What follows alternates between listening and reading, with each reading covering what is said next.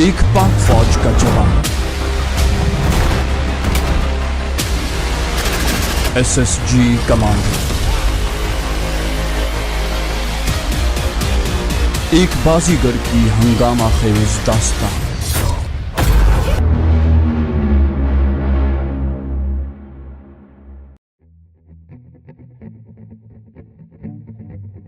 कैद खाने का दरवाजा खुला और दो सूटेड बूटेड आदमी अंदर आए। एक ने मेरी हथकड़ी खोली और मुझे दीवार के साथ सीधा खड़ा होने को कहा, जबकि दूसरे ने कैमरा सीधा करके सामने और दाएं बाएं से मेरी तस्वीरें लेना शुरू कर दी। चंद तस्वीर खींचकर वो साथी को मुखातिब हुआ, हज्जाम को बुलाओ। वो बाहर निकल गया। अकेले आदमी पर काबू पाना मेरे लिए चंदा दुश्वार नहीं था, लेकिन मसला इस अकेले का नहीं था। बिलाशुबा पूरी इमारत में 20 मुसल्ला मुहाफिज मौजूद होना थे और बगैर हथियार उनसे टकराना मगरमच्छ के खुले मुंह में सर देकर उनके दांत गिनने जैसा था। चंद लम्हों बाद जाने वाला हज्जाम के साथ लौटा। हज्जाम ने प्लास्टिक का स्टूल और अपने औजार की अटैची उठाई हुई थी। स्टूल पर बिठाकर उसने मेरी शेव कर दी। कमांडो की ट्रेनिंग से पहले मैं शेव करता था, मगर बाद में छोटी छोटी दाढ़ी रख ली थी। शुमाली इलाका जात में ठंड की मेहरबानी से मेरी दाढ़ी शरीर तकाजों को पूरा करने लगी थी, जो उन्होंने बाकी न रहने दी। सर के बाल भी काफी बड़े हो गए थे, मगर उन्होंने बालों को न छेड़ा और अपने औजार अटैची में डालकर बाहर निकल गया। कैमरामैन दोबारा मेरी तस्वीर खींचने लगा। फारिग होकर वो साथी को मुखातिब हुआ, इसे कपड़े दो। उसने कपड़ों का बंडल मेरी तरफ बढ़ाया। अपने कपड़े उतार कर मेरे हवाले कर दो। मैं कपड़े तब्दील करने बैतुल खला की तरफ बढ़ा। कैमरामैन जल्दी से बोला, कपड़े यहीं तब्दील करो। मैंने एहतजाज किया, क्यों? कैमरामैन गुर्राया, चूं चरा नहीं। मैं मोतरिज होने का हक नहीं रखता था। मजबूरन उनके सामने बरहना होना पड़ा। यकीनन उनका मकसद मुझे बरहना देखना नहीं था। कैदी के लिबास में किसी ऐसी चीज का एहतमाल नजरअंदाज नहीं किया जा सकता जिसे वो फरार होने, किसी मुहाफिज को नुकसान पहुंचाने या अपनी जान लेने के मकसद में इस्तेमाल कर सके। नया लिबास हल्के नीले रंग का शलवार नुमा पाजामा और रानों तक आती कमीज पर मुश्तमिल था। मुझे CMH में मरीजों को दिया जाने वाला लिबास लगा था। मेरे पुराने कपड़े उठाकर तीनों चले गए। दरवाजा मुकफ्फल करना वो नहीं भूले थे। नए कपड़े पहनकर दिल में नहाने की ख्वाहिश दोबारा जागी और मैं बैतुल खला की तरफ बढ़ गया कि गुस्ल खाने की सहूलत मौजूद नहीं थी, मगर पानी को हाथ लगाने पर नहाने की ख्वाहिश दम तोड़ गई। इतने ज्यादा ठंडे पानी से नहाना खुद अजियती के अलावा कुछ नहीं था। थोड़ी देर बाद नए आदमी दाखिल हुए। एक के हाथ में मैला सा गद्दा, कंबल और छोटा सा तकिया था, जबकि दूसरे ने खाने के बर्तन उठाए थे। खाने में 3 रोटियां और पालक नुमा सब्जी थी। खाना खाए काफी देर गुजर गई थी, इसलिए मैं तीनों रोटियां चट कर गया था। खाना प्लास्टिक के बर्तनों में भेजा गया था ताकि बर्तनों को किसी और मकसद के लिए इस्तेमाल न किया जा सके। खाली बर्तन कोने में रखकर मैंने गद्दा फर्श पर बिछाया और कंबल ओढ़ कर लेट गया। इसके अलावा करने को कुछ नहीं था। दौरान तरबियत हमें फरार के तरीके सिखाए गए थे, मगर वो मुरव्विजा कैदी कैंपों के मुतालिक थे और वहाँ काबिल अमल नहीं हो सकते थे। ऐसे हालात के बारे में हमारे उस्ताद कहा करते, ये बंदे की अपनी सवाबदीद पर है कि इन हालात में बचने का क्या तरीका अपनाता है, लेकिन सब्र बर्दाश्त से काम लेना बहुत जरूरी है। तेजी में दुरुस्तगी न भूले और बच निकलने को किसी इखलाकी ज़ाब्ते की कुर्बानी देना पड़े तो दरेग न करे। मैं कंबल में सर छुपाकर फरार के तरीके सोचने लगा, मगर कोई तरकीब जहन में न आई। उकता कर सोचों का धारा घर की तरफ मोड़ दिया और उन्हीं सोचों में नींद आ गई। सुबह नाश्ता लाने वालों की आवाज से आंख खुली। गो वक्त का अंदाजा लगाना मुश्किल था, लेकिन चाय के बर्तन देखकर सुबह का अंदाजा हुआ। हवाइज जरूरिया से फारिग होकर नाश्ता किया, जो चाय और सूखी सड़ी डबल रोटी पर मुश्तमिल था। अगले 2 दिन मैं इंतजार की सूली पर लटका रहा। ताहाल कोई पुछगिछ न हुई थी। तीसरे दिन नाश्ते के 2-2.5 घंटों बाद बुलावा आ गया। वही 2 थे जो तस्वीर खींचने को आए थे। दोनों पिस्तौलों से मुसल्ला थे। उन्होंने नकाब से मेरा चेहरा ढांपा और बाजू पकड़ कर चल पड़े। मुख्तलिफ मोड़ मुड़ने के बाद मुझे सीढ़ियों से ऊपर ले जाया गया। मैंने गिनती की 16 सीढ़ियां थीं, जिनके बाद भी मुझे काफी घुमा फिरा कर एक जगह बिठा दिया गया। यकीनन इस तगोदौ का मकसद मुझे इमारत के महले वकूस से ला इल्म रखना था। पर्दा हटा तो खुद को ऐसे कमरे में पाया जिसकी दीवारें शीशे की थीं, लेकिन बाहर का मंजर नजर नहीं आ रहा था। यकीनन बाहर से अंदर देखना मुमकिन होगा। कमरे के वस्त में रखी कुर्सी पर मुझे बिठा दिया गया था। चारों कोनों में मुसल्ला अफराद चौकन्ने खड़े थे। मेरे सामने एक सोफा सेट और शीशे की मेज पड़ी थी। चंद लम्हों बाद दरवाजा खुला और 3 अफराद अंदर आए। 2 मर्द और 1 औरत थी। मर्द 3 पीस सूट में जबकि औरत खुले ब्लाउज की साड़ी में मलबूस थी। मर्दों के बरक्स औरत कम उम्र नजर आ रही थी और देखने से ताल्लुक रखती थी। उन्होंने खामोशी से नशिस्त संभाल ली। सीनियर का अंदाजा करना मुश्किल न था और उसकी वजह उम्र की तफावत के अलावा दूसरे मर्द औरत का मुअद्दबाना अंदाज भी था। लम्हा भर की जागुसल खामोशी के बाद सीनियर ने इशारे से तफ्तीश के आगाज का हुक्म दिया। दूसरे मर्द ने मुअद्दबाना अंदाज में सर हिलाया और मेरी तरफ मुतवज्जे हुआ। तुम्हारा नाम? मैंने कहा उमर जान।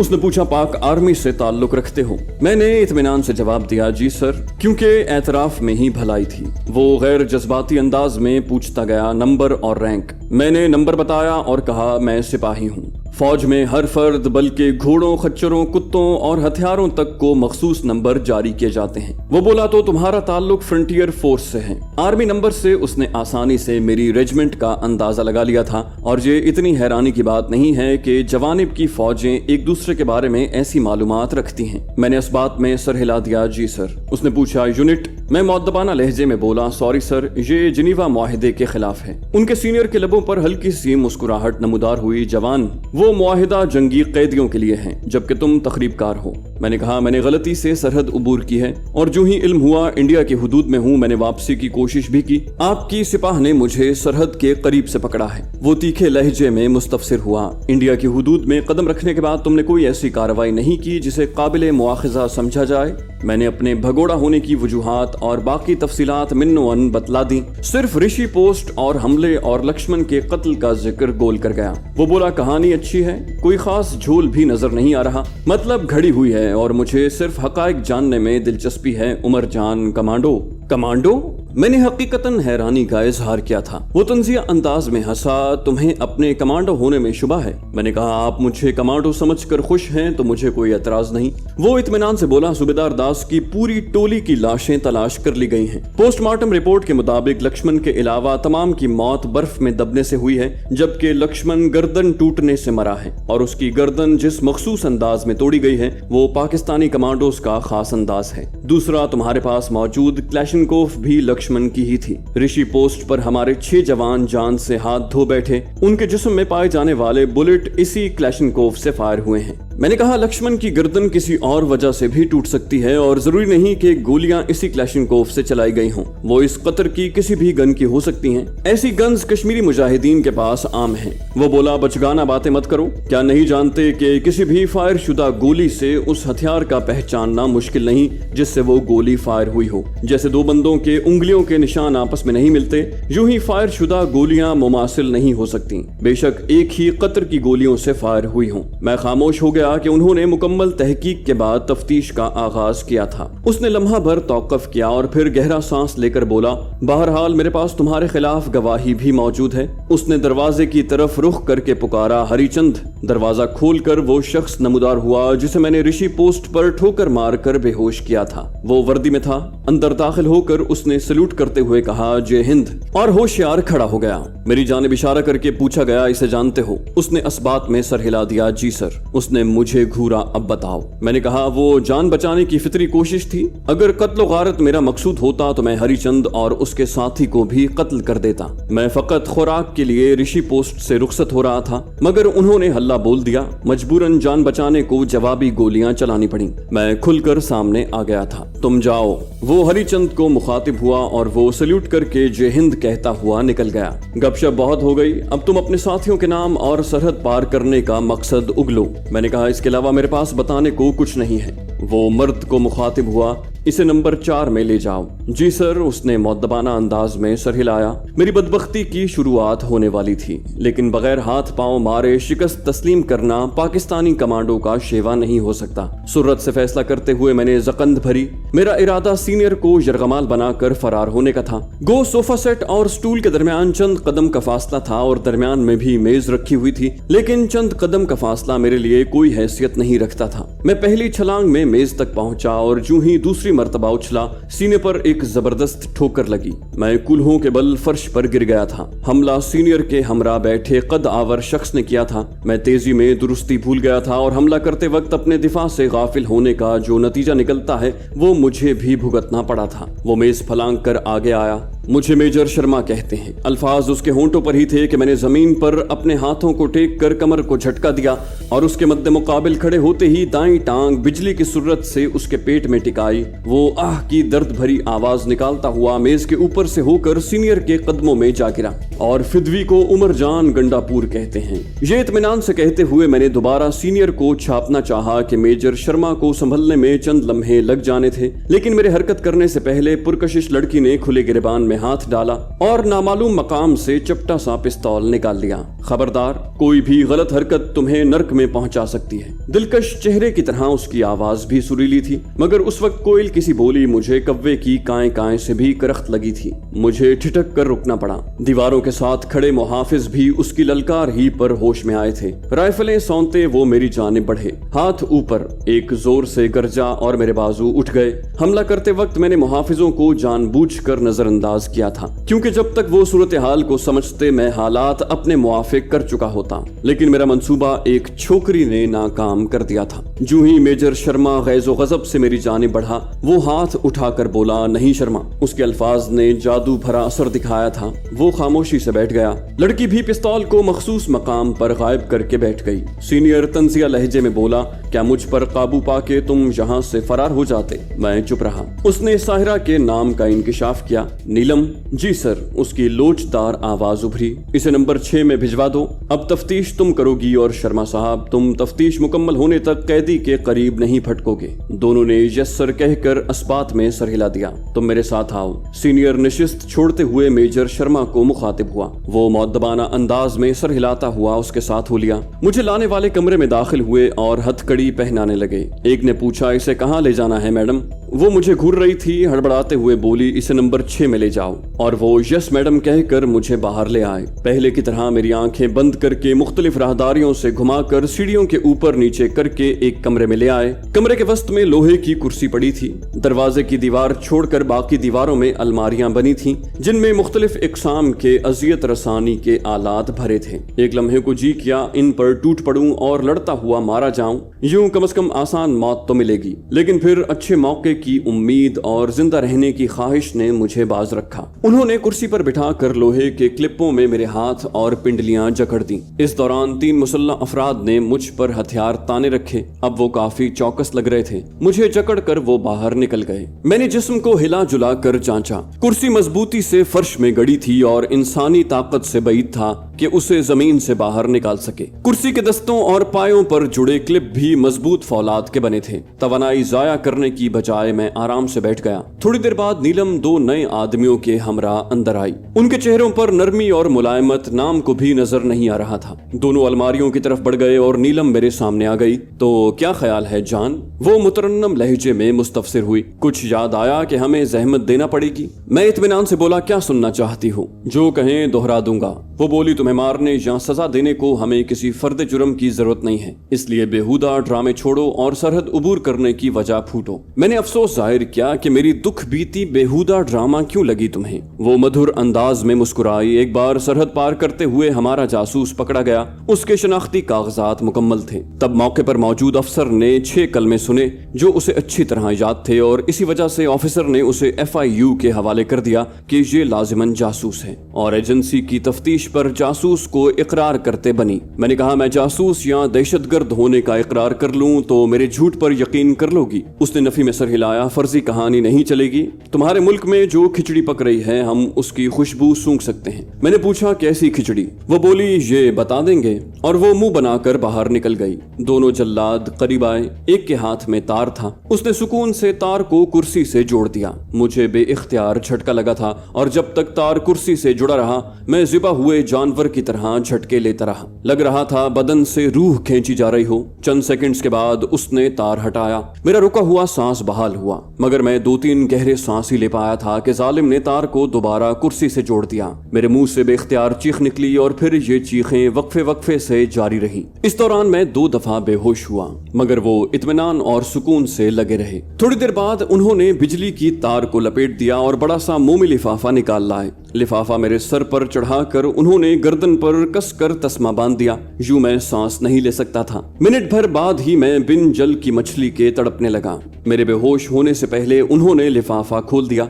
मैं गहरे गहरे सांस लेकर ऑक्सीजन को सीने में उतारने लगा। उस वक्त मालूम हुआ कि हवा कितनी बड़ी नेमत है जो अल्लाह पाक ने हर जी रूह के लिए वाफिर मिकदार में पैदा फरमा दी है। उन्होंने 2-3 से ज्यादा सांस लेने की इजाजत नहीं दी थी और दोबारा लिफाफा चढ़ा दिया। बिजली के करंट की तरह ये खेल भी काफी देर जारी रहा। मेरे सर में सख्त किस्म का दर्द शुरू हो गया था। बदन में गोया जान ही नहीं रही थी। लग रहा था तफ्तीश के खात्मे तक मेरा काम भी पूरा हो जाएगा, मगर जल्लाद काफी माहिर थे। उनकी पहली तरजीह कैदी को जिंदा रखना था, लेकिन वो जिंदगी भी ऐसी थी कि कैदी मौत की ख्वाहिश करने लगे। दौरान तरबियत हमें फर्जी तफ्तीश के मराहिल से भी गुजारा गया था। मुख्तलिफ किस्म की अजियतें देकर हमारी कुव्वत बर्दाश्त को जांचा गया था और हमें ऐसे मरहले के लिए तैयार किया गया था। लेकिन वो तकालीफ और अजियतें इस तफ्तीश के अशरे अशीर भी नहीं थी। अगले मरहले में उन्होंने मेरी कलाइयों को छत में लगी जंजीरों में जकड़ा और चरखी घुमाकर जंजीर को कस दिया, यूं कि मेरे पांव चंद इंच हवा में बुलंद हो गए थे।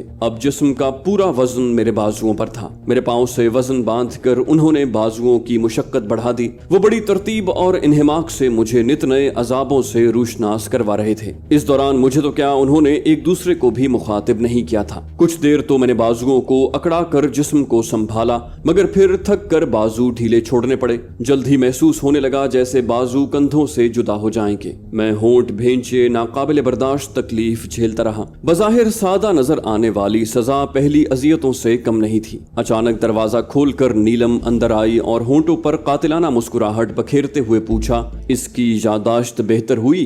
एक मुअद्दबाना लहजे में बोला, अब तक खामोश है मैडम। वो खफगी से बोली, बहुत खराब, तुम घंटे में इसकी जबान नहीं खुलवा सके। सख्त हैरानी हुई क्योंकि मेरे ख्याल में वो खेल कई घंटों से जारी था। यकीनन वो नफ्सियाती दबाव डाल रही थी। वो करीब आई, बेहतर होगा जिद छोड़ दो। मैं खामोश रहा। मिट्ठू की तो बोलती ही बंद हो गई है। विनोद, इसके पांव से वजन हटा दो। विनोद ने मेरे पांव से वजन उतार दिया। बाजुओं का बोझ कुछ हल्का हुआ, मगर तकलीफ में वाज़े कमी नहीं हुई थी। मेरा अपना वजन भी कुछ कम तो नहीं था। वो शरारत से हंसी, कब तक चुप रहोगे जानेमन? मैंने कहा, मैं हकीकत बता चुका हूँ। वो जल्लादों को मुखातिब हुई, ना बताओ, हमें कौन सा जल्दी है, इसे कल तक सोचने का मौका दो, शायद अक्ल आ जाए।